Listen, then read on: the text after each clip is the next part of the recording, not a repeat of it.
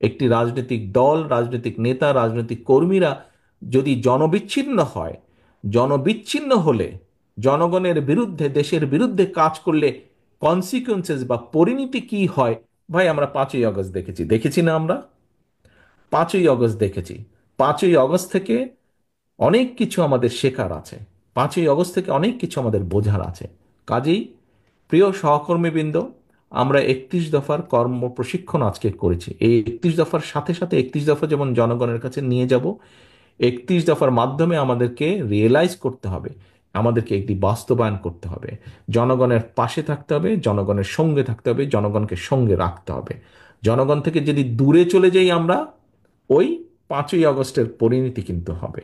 5ই আগস্টের পরিণতি হবে। কাজে 5ই আগস্টের পরিণতি থেকে যদি বাইরে থাকতে হয়, যেই রাজনৈতিক দলকেই বাইরে থাকতে হোক না কেন, তাদেরকে জনগণের সাথে থাকতে হবে, জনগণকে সঙ্গে রাখতে হবে।